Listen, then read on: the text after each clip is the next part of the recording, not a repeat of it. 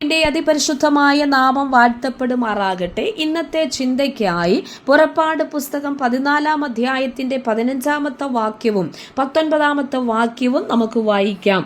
അപ്പോൾ യഹോവ മോശയോട് അരുളി ചെയ്തത്, നീ എന്നോട് നിലവിളിക്കുന്നത് എന്ത്?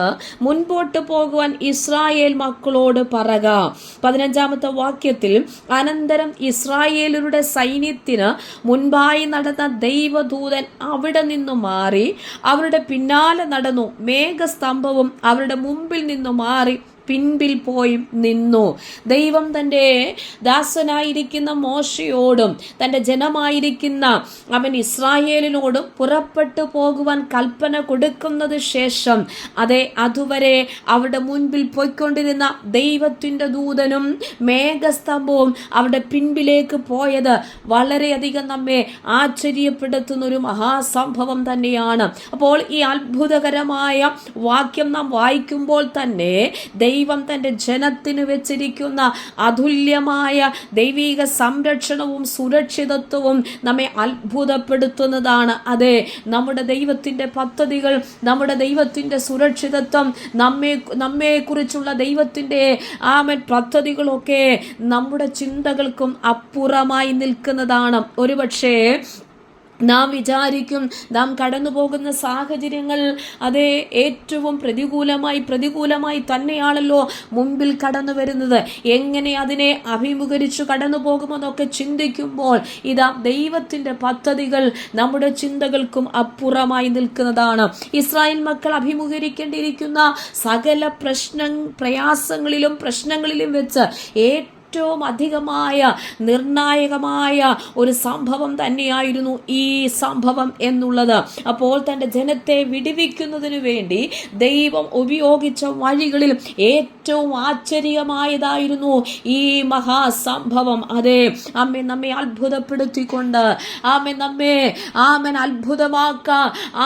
നാം അത്ഭുതപ്പെടുമാറ് ദൈവത്തിൻ്റെ പദ്ധതികൾ ഏറ്റവും ശ്രേഷ്ഠകരമാണ്. നാം ചിന്തിക്കും, ഇവിടം കൊണ്ട് സകലതും തീർന്നു, ഇവിടം കൊണ്ട് സകലതും അസ്തമിച്ചുവെന്ന് ചിന്തിക്കുമ്പോൾ ഇല്ല, അവിടെ ദൈവത്തിന്റെ പ്രവൃത്തിയുടെ പദ്ധതികൾ നമുക്ക് വേണ്ടി തുറക്കപ്പെടുകയാണ്. ദൈവം നമുക്ക് വേണ്ടി ഉപയോഗിക്കുന്ന ദൈവത്തിന്റെ പദ്ധതികൾ, ദൈവത്തിന്റെ വഴികളൊക്കെ നമ്മുടെ ചിന്തകൾക്കും അപ്പുറമാണെന്ന് ഇന്ന് നാം തിരിച്ചറിയട്ടെ. ദൈവത്തിന് സ്തോത്രം ചെയ്യുന്നു. അത് നമ്മെ ആശ്ചര്യപ്പെടുന്ന നിലവാരത്തിൽ, അത് നമുക്ക് ആശ്ചര്യമാകുന്ന നിലകളിലുള്ള ദൈവത്തിന്റെ മഹാവിടുതലുകളും കരങ്ങളുമാണ്. ഫറവോനും സൈന്യവും ഒക്കെ ഇസ്രായേൽ മക്കളെ സാഹസികമായിട്ടാണ് പിന്തുടർന്നവരെ പിടിച്ചുകൊണ്ട് പോകുവാൻ കടന്നു വന്നത്. അതൊക്കെ തന്റെ ജനത്തിന്, ഇസ്രായേലി ജനത്തിന് ഒരു ഭീതിയായിരിക്കാം. ആകത്തക്ക നിലകളിലാണ് അവർ പിന്തുടർന്നു വരുന്നത്. എന്നാൽ സ്തോത്രം ചെയ്യുന്നു, ദൈവത്തിന്റെ പദ്ധതി എന്നുള്ളത് ശത്രുക്കളുടെ അന്ത്യം വെള്ളത്തിലുള്ള മുങ്ങിമരണമായിരുന്നപ്പോൾ മറുവശത്ത് ദൈവം തന്റെ ജനത്തിനു വേണ്ടി അതേ വെള്ളം ഇരുവശവും അവരെ സൂക്ഷിക്കുന്ന മതിലാക്കി തീർത്തുകൊണ്ട് അതിന്റെ നടുവിൽ കൂടി ഇസ്രായേലിയ ജനത കണ്ടിട്ടില്ലാത്ത വഴിയിൽ കൂടി അവർ യാത്ര തുടരുകയാ. അങ്ങനെയെങ്കിൽ ഈ വചനങ്ങളിലൂടെ ഒക്കെ ദൈവം നമ്മോട് സംസാരിക്കുകയാ.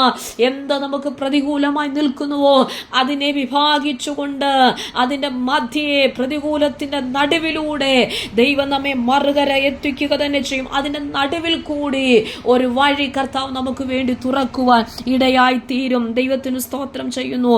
അതുവരെയും അവർക്ക് മുൻപിൽ പോയിക്കൊണ്ടിരിക്കുന്ന ദൈവത്തിന്റെ ദൂതനും മേഘസ്തംഭവും ഒക്കെ അവരുടെ പിൻപിൽ വന്നപ്പോൾ ഒരു പക്ഷേ നാം ചിന്തിക്കുവോ ദൈവം ഞങ്ങളെ കൈവിട്ടുവോ എന്ന്. അല്ല, ദൈവത്തിന്റെ പദ്ധതി ഞാൻ പറഞ്ഞതുപോലെ അത് നമ്മുടെ ചിന്തകൾക്കപ്പുറമായാണ് നിൽക്കുന്നത്. ദൈവം അവരെ കൈവിട്ടതല്ല. ദൈവത്തിന്റെ അധികമായിട്ടുള്ള സ്നേഹം, ആ ജനത്തോടുള്ള ദൈവത്തിന്റെ നീതി, മിസ്രൈമ്യർ അവരെ ജയിക്കാതിരിക്കത്തക്കവണ്ണം അവരെ തടഞ്ഞുകൊണ്ട് ശത്രുവിന്റെ മേൽ വലിയൊരു അന്ധകാരം ഉണ്ടാക്കി.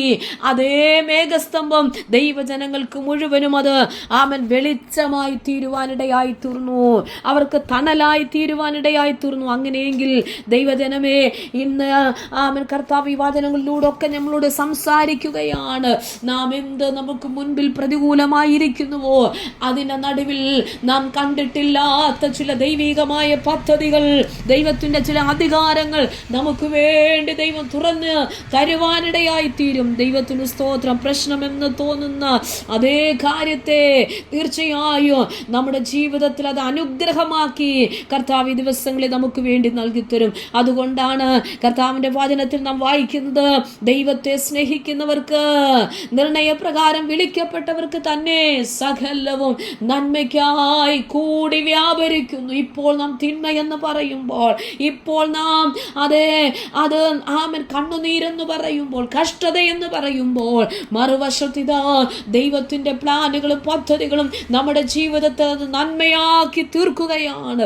അങ്ങനെയെങ്കിൽ ആ ഒരു നല്ല അനുഭവത്തിലേക്ക് എത്തുവാൻ ആമൻ കർത്താവ് ഈ വചനങ്ങളിലൂടെ നമ്മെ സഹായിക്കുമാറാകട്ടെ. പരിശുദ്ധനായ ഞങ്ങളുടെ നല്ല ദൈവമേ, സ്വർഗീയ പിതാവേ, അങ്ങയുടെ അത്ഭുതകരമായ ആശ്ചര്യമായ അനവധി വിടുതലുകൾ ഞങ്ങളുടെ ജീവിതത്തിൽ ഈ ദിവസങ്ങളിൽ നൽകണമേ കർത്താവേ. പലതും ഞങ്ങളുടെ മുൻപിൽ തിന്മയായി ഭവിക്കുമ്പോൾ, പലതും ഞങ്ങളുടെ ജീവിതത്തിന്റെ മുൻപിൽ പ്രശ്നങ്ങളായി കടന്നു വന്ന് നിൽക്കുമ്പോൾ, എങ്ങനെ കരയേറും, എങ്ങനെ മുൻപോട്ട് കടന്നു പോകുമെന്ന് ചിന്തിക്കുമ്പോൾ, നാഥാ ചില വഴികൾ ഞങ്ങൾക്ക് വേണ്ടി ദിവസങ്ങളിൽ തുറക്കട്ടെ.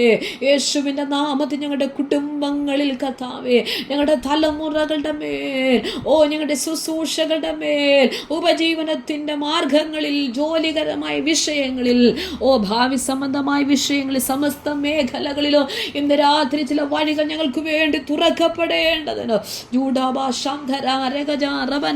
ഇന്ന് രാത്രി ദൈവകരങ്ങളിലേക്ക് സമർപ്പിച്ച് ഞങ്ങളെ ഏൽപ്പിച്ചു തന്ന് പ്രാർത്ഥിക്കുന്നു. ദൈവ അത്ഭുതങ്ങളുടെ ദൈവമാണ്. വൻകാര്യങ്ങൾ കർത്താവ് ചെയ്യട്ടെ. പ്രാർത്ഥന കേട്ടതിനായി നന്ദി, യേശുവിൻ നാമത്തിൽ തന്നെ. ആമേൻ, ആമേൻ, ആമേൻ. കർത്താവ് ഈ വചനങ്ങളാൽ നമ്മെ അനുഗ്രഹിക്കുമാറാകട്ടെ. സ്തോത്രം, സ്തോത്രം.